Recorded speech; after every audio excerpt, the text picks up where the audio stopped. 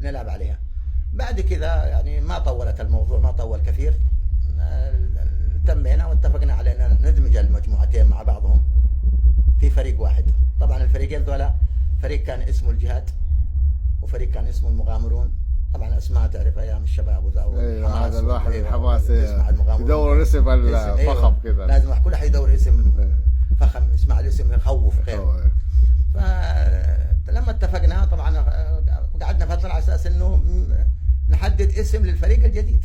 طيب بعدين كيف جاء الى فريق الاخاء؟ بعد كده طبعا الفريق الاخاء، طبعا احنا كنا وقتها لما بدينا او في فريق اللي هو شباب الاتحاد، كان في مجموعه اخوان عزيزين علينا، هم عبد الله ابراهيم المسعري والاخ عبدو جوهر، الاخ محمد القروي، الاخ عمودي المسعري. ذلك كانوا عندهم فكره انهم ياسسوا فريق، وفعلا اسسوا فريق اسمه الاخاء في الفتره اللي احنا فيها. وصراحه فريق كان محترم، فريق كان مجموعه يعني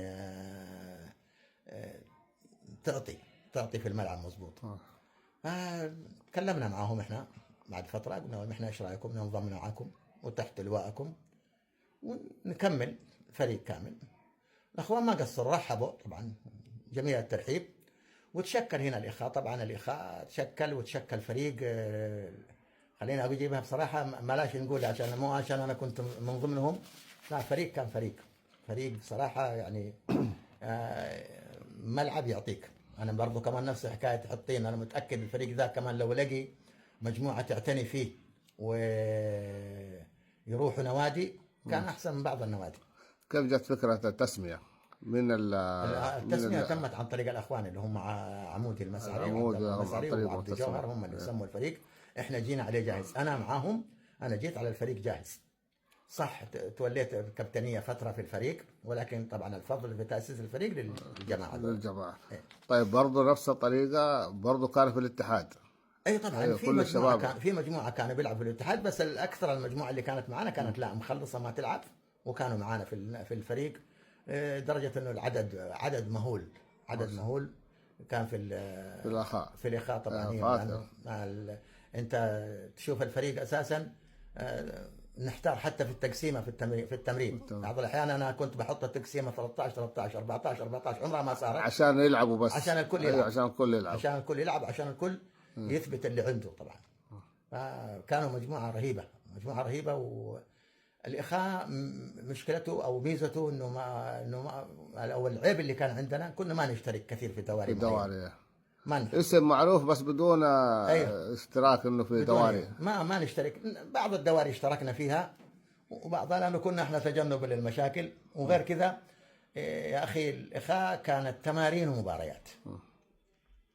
المناوره كفايه. اي تحس تمارين ومباريات. احنا كنا متعودين نعمل كل خميس او كل جمعه كنا نعمل مناوره بالتشكيل حق الفريقين، وفي فريق ثالث قاعد برا. يعني حتى الكل كانوا بيزعلوا ليش اسمعنا انا ما اخش التشكيله. عندي فريقين كل فريق ممكن العبه الحال وادخل بدوري الحال. فهذه من مرضها من نفس المعوقات اللي اعاقتنا احنا ما نشترك في الدواري. اللسته لما بسجلها بسجل لسته عاليه جدا. فعشان كذا كنا لا الاخاء مركزين على ملعبنا، مركزين على تماريننا، مركزين عليه، لدرجه ان الكل كان يتمنى انه يحضر تمرين، يلعب تمرين ولا تمرينين معنا. ما شاء الله. بعدين يعني بعد ما جاء الاتحاد والاخاء بعدين كده جت الفرق ما شاء الله، اللي هو اللي يعتبر الرمال، برشلونه، جاء الرمال وجات برشلونه. اول شيء التاج صح ولا؟ والله يا اخي اعتقد انه اول كان التاج بعدين انقلب الى الرمال وبعدين برشلونه. صح. كلهم عندهم تقريبا تقدر تقول كان كملعب واحد عندهم، هو نفس الملعب ذاك اللي هو في جنوب الملعب حقنا، جنوب شارع المحجر، المنطقه الصناعيه على يمينك وانت طالع لجهه المنطقه الصناعيه. صح. الان عملوا مستودعات وراح خلاص.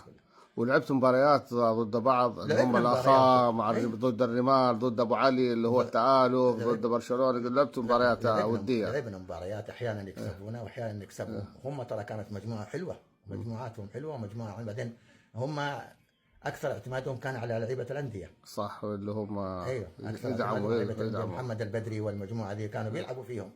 مع الفريق نفسه. فاللعيبه كانوا مؤسسين في انديه تقريبا، فلما بيجي يلعب في الحاره طبعا حيفرق كثير صح. مهما كان، مع الاحترام والتقدير لهم كانوا كويسين. احنا كفريق كنا برضه كويسين، لكن زي ما قلت لك احنا ما كنا بنشترك في دوريات كثير، نادرا ما نشترك. اذا حصلت مرت علينا 3-4 دواري ممكن نشترك في واحد وواحد لا.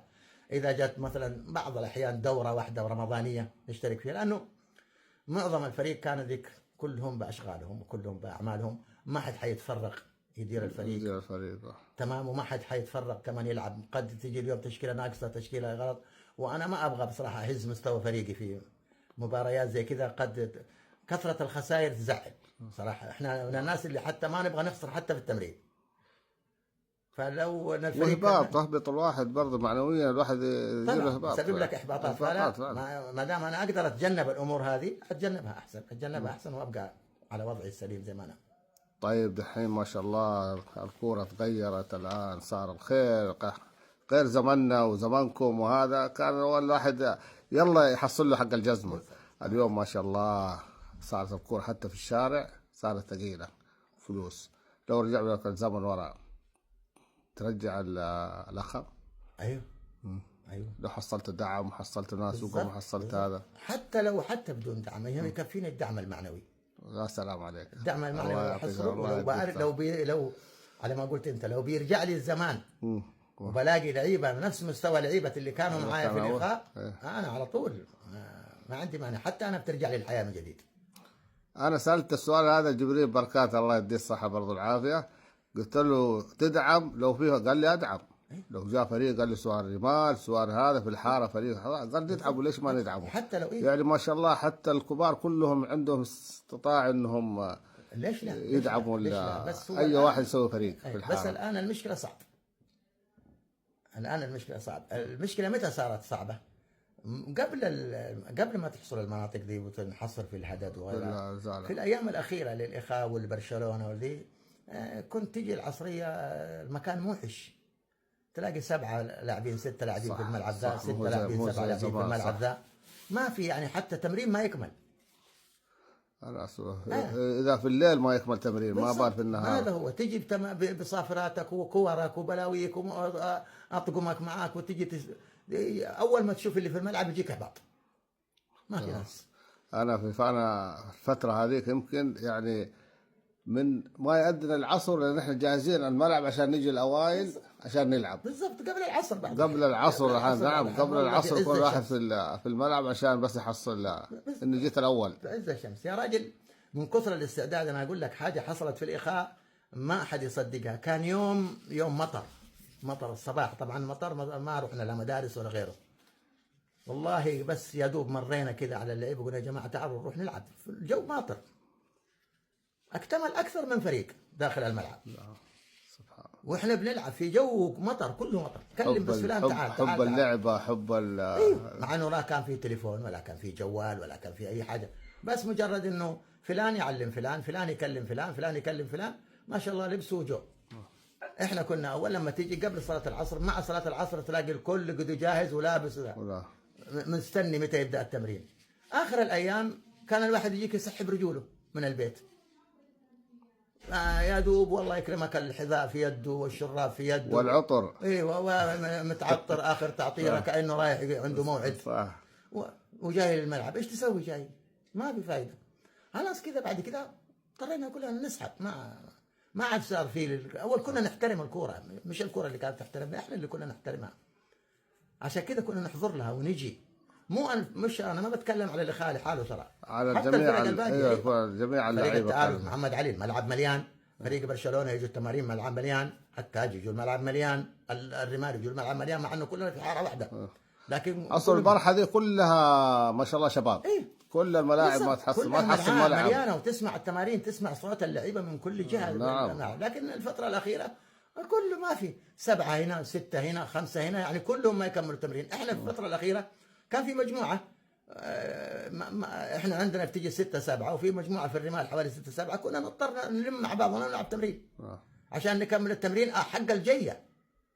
لا تنسى انه في بعض الناس كانوا اساسا بعد ما افترقنا والواحد كل واحد شاف شغله وشاف حياته، في ناس كانت بيوتهم في بعيده، انا وانا في العسكريه كان بيتي في الاسكان عند سجن بريمان، وبخبط المشوار من هناك، وفجاه ما تحصل احد. وفجاه اشيل تعبي وذا واجي الاقي الملعب فيه 5 انفار 6 انفار، يعني ولا حق الخط السريع اللي قطعته وحرجعه. هذه اللي عدم الكوره هناك. اما أنا تقول لي انك انت مثلا الان لو في امكانيه زي اول ترجع، ايوه ارجع وادعم واسس الله واقعد يعطيك الصحة. واتعب، ما عندي مشكله، بس اعطيني قلوب زي القلوب الاولانيه، اعطيني ناس تحترق. احنا كان عندنا ناس يصاب الدم يسيل منه، يحصل منه قد يحصل له قد اللي يحصل له، ما يبغى يروح ولا يبغى يخرج من الملعب، يقول لك لسه انا قاعد بشهد باقي. دحين المشكله حتى في الاكاديميات، اذا حاولت تعلم الناشئ تعلم اساس الكوره او اساسيات الكوره، مجرد ما تصيح عليه حتحصل 1000 واحد يقول لك ليش تصيح على الولد؟ يزعل. ليش ما ادري سواء ولده ولا والله بس كيف تعلم؟ كنا نصيح وكانوا يتقبلوا مننا، وكان الواحد يتحمد ويتحمل ويشوف، لانه محترمين، هو بيحترمك انت قبل ما، لانه عارف انك انت بتتكلم عليه على اساس لمصلحته إيه؟ صح، ما كنا بنشتمهم لانه صعب انك لا. تشتم الواحد، لكن ممكن تصيح عليه، ممكن لا، ممكن اعاقبه التمرين ما لعب ويزعل، مباراة جات ولا اي ولا مناورة استبعدوا منها كذا بأدب، هو يفهم انه كان ما هو مضبوط او كان عنده غلط معين، خلاص المرة الجاية اجي الاقيه احسن من المجموعة اللي انا اخترتها. صح، وتحصلوا وحاضر بدري بدون ما اقول له، بدون ما انفخ فيه ولا ينفخ علي ولا اصيح عليه ولا يصيح علي، كذا تلقائيا. هذه ميزة الفرق الجاهزة، لما يكون عندك فريق جاهز فيه حوالي 20 25 26 لاعب، انت كده تقدر على ما قالوا تتكيف مع الفريق ده زي ما تبغى. اي لاعب غلط اي حاجه بدون تنبهه خلاص خليه برا التشكيله، هو يفهمها، يفهم انه لازم انا اعدل المره الجايه. الله يعطيك الصحة والعافية. يعطيك العافية. احنا اهم شيء ان شاء الله ما نكون قصرنا في موضوع حطين، لانه هو هذا الاهم، هو اهم شيء حطين. اهم شيء. احنا برضو بنناشد اللي بيشوفنا الان واللي بيشوفنا بعد كده بيسمع، يا ليت اللي عنده معلومات او صور او اي حاجة بالنسبة للمجموعة القديمة دي تستاهل التكريم وتستاهل انها تنذكر. هذول تعبوا وهم المؤسسين وهم اللي رغبونا في الكورة وهم اللي خلونا نحاول نقلدهم. احنا كنا نقلدهم يا سلام نطلع زيهم. هذا طيب اصلك يا ابو علي. طيب نبغى نعرف الكاس حق حاطين فين؟ اللي هم يقول لك في حاطينه في استوديو كان في سوق الكارنتينا. هل فعلا موجود حتى الان؟ اللي عنده معلومه برضه يدينا اياها. هذا اللي عنده معلومه يعطينا. انا سمعت انه في مقتنيات وفي ارشيف الاستاذ سفير العمري الله يرحمه، يا ليت ان احنا نقدر نحصل فرصه على ابنه ويورينا الارث ذا. اكيد انه هو عنده معلومات اكثر مننا، اكيد انه عنده صور، اكيد انه عنده حالات كانت حاصله، لانه هو القلب النابض كان للفريق، وكان معانا في كل حالاتنا وكان معانا في كل اجتماعاتنا. طبعا انا نسيت اني اذكر ان كنا دائما بنتجمع في مكان دائما ليليا، يعني لا يمكن احد مننا يغيب من بعد المباراه او بعد التمرين، بعد التمارين او في ايام اللي يكون ما فيها تمارين او مباريات. عندنا موعد محدد بعد صلاه المغرب بنتجمع في مكان، طبعا انا ما حذكر المكان الكل يعرفه، نتجمع فيه كل الفريق. كانت ايام الخميس، ليله الخميس الجمعه دي كلنا على البحر، بحر الجنوب، نبات هناك كل الفريق اللي بالخيمه خيم كلنا نخيم هناك، نبات برا جده على بحر الجنوب، او على ما كانوا يسموه ذيك الايام كانوا يسموه البلاج. اذا كان عاد في ناس بتتذكر الاسم ذا ولا ما تتذكر الله اعلم. وخط وشجره فكنا هناك كل خميس تقريبا نبات في البحر هناك، الا اذا كان عندنا شيء، كان عندنا مباراه مثلا الجمعه ولا شيء، ممكن الاسبوع ذا ما نروح، لكن نروح يا قبلها بيوم يا بعدها بيوم الكل. ما كان احد يتاخر، واللي يتاخر كان يتضايق.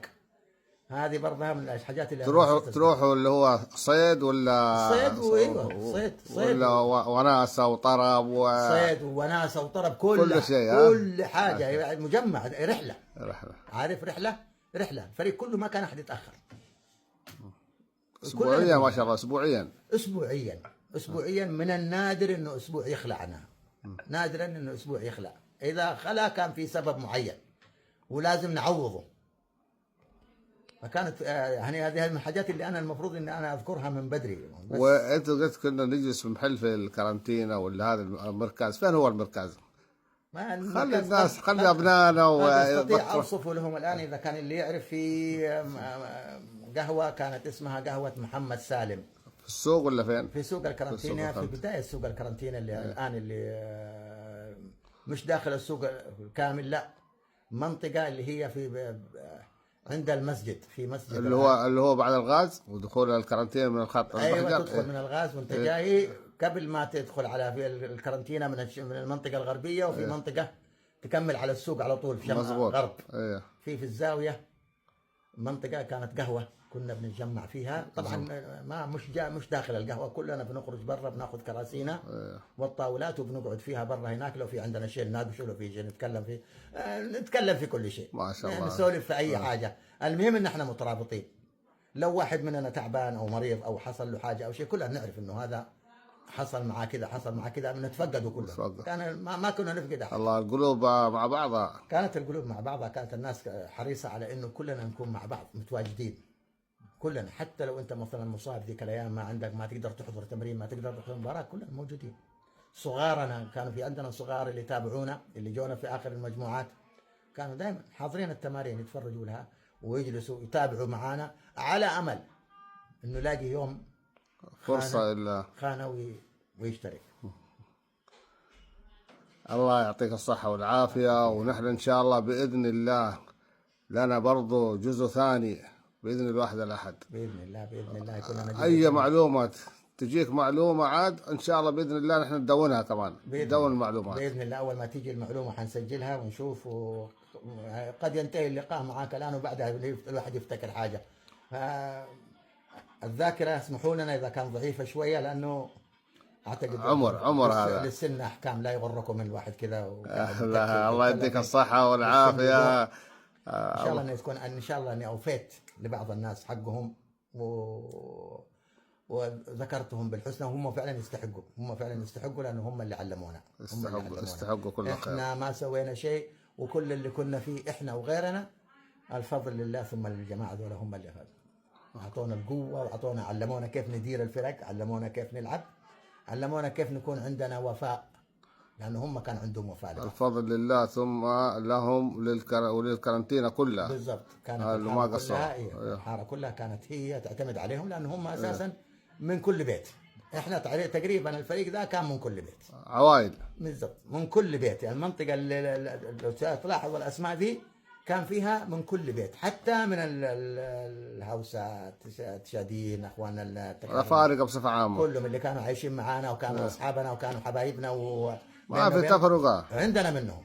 في 4 5 كانوا موجودين في الفريق مشتركين معهم، زي ما ذكرت لك، يا كمال وعبد الرسول وبوبي، هذول كلهم من فين جبناهم؟ من الحاره. غير بالاضافه لمجموعتنا اللي هم المسعري والربعي والقناعي كلهم عائلات.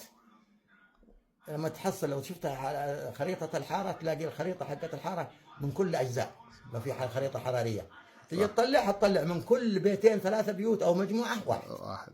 كلهم كانوا في الفريق ذا. يعني ما يقدر يقول واحد يقول لا والله احنا مجموعتنا او احنا، لا، كلنا واحد من كل مكان احنا موجودين. سبحان الله، كانوا يتقبلوا بعض. حتى والله لو تروح من بدايه الكارنتينا لنهايتها تبى تلعب مع اي فريق لعب، ما حد يقول لك لا انت لا لا الحين تغير الامور بعد كده، لكن الان اول كانوا كلهم على قلب واحد، على قلب واحد، واي واحد يجي يلموه، يحتضنوه، يساعدوه، يكونوا معاه.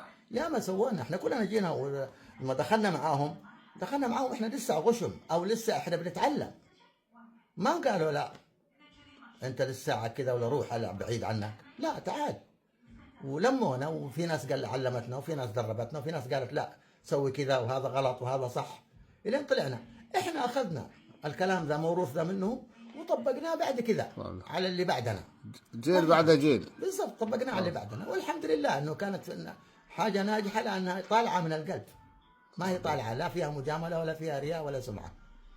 عشان كذا نجحت في حاجات كثير، نجحت ترى. حتى الفرق اللي كانت اللي بعد حاطين، اللي هي فرق الحاره الصغيره، المجموعه اللي مجموعه الحلوي والبدري والمجموعه دي، نجحوا، كانوا ناجحين، لانهم كانت فيها نفس الحلم. يعتبر انه تاسسوا، يعتبر بالضبط، إيه، تأسسوا أسسوا وسووا الحاجات اللي كانت تطبق أول.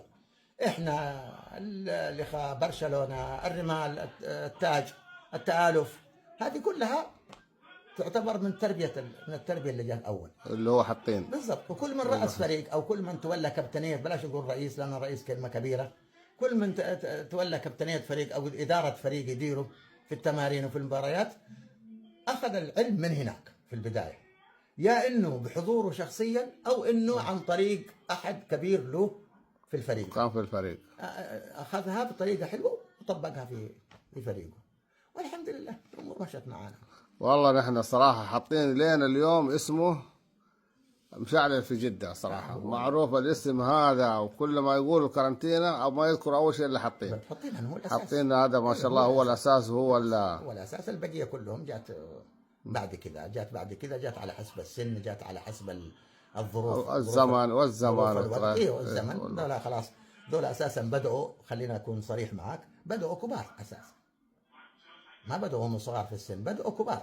لما مجموعة حطين قليل فيهم اللي كانوا لسه شباب، يعني شباب اللي هي بتقدر تقول بال19 وتحت، تقول اللي هو الجيل الثاني، يعتبر هو اكثرهم بدوا بعد العشرينات، اكثرهم اللي في حطين بدوا بعد العشرينات، فيعتبروا كبار كانوا.